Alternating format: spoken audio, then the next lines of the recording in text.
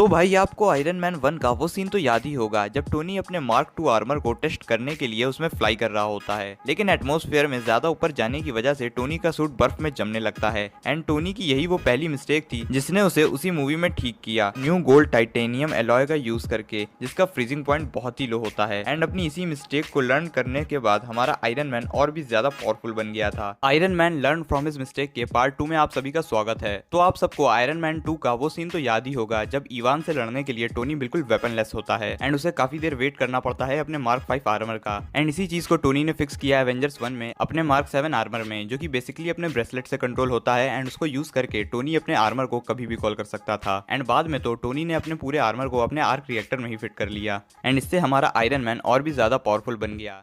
तो Avengers 1 movie में हमने देखा था कि हल्क अपने एक ही पंच के दम पर पूरे के पूरे चित्तौरी शिप को अकेले ही रोक देता है। एंड ये देखने के बाद आयरन मैन को समझ में आ गया था कि हल्क की पावर लगभग लिमिटलेस है एंड एक ना एक दिन ऐसा जरूर आएगा जब हल्क उनके अगेंस्ट भी जाएगा।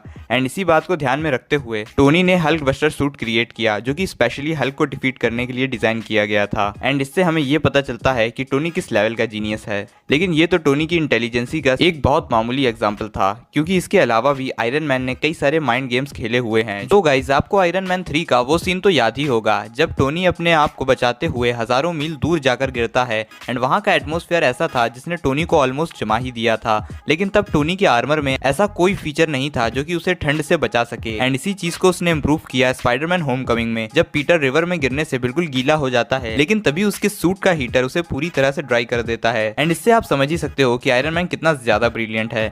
तो गाइज आपको कैप्टन अमेरिका सिविल वॉर का वो सीन तो याद ही होगा जब विजन गलती से रोडी के सूट को डैमेज कर देता है, जिसकी वजह से रोडी काफी इंजर्ड हो जाता है, क्योंकि उसके सूट में तब ऐसा कोई फीचर नहीं था जो कि क्रैश के टाइम उसको सेफली लैंड करा दे। एंड इसी चीज को ध्यान में रखते हुए टोनी ने स्पाइडरमैन के सूट में पैराशूट लगा दिया ताकि फिर से ऐसी कोई नौबत ना आए। एंड इससे आप समझ ही सकते हो कि आयरन मैन छोटे से छोटे पॉइंट को भी कितना सीरियस लेता है। एंड इसके अलावा भी आयरन मैन की कई सारी ऐसी मिस्टेक्स हैं जिन्होंने उसे बाद में बहुत पावरफुल बनाया, जो कि मैं आपको अपने आने वाली शॉर्ट्स में बता दूंगा। एंड इसीलिए नीचे वाला सब्सक्राइब बटन जरूर दबा लें। Thank you.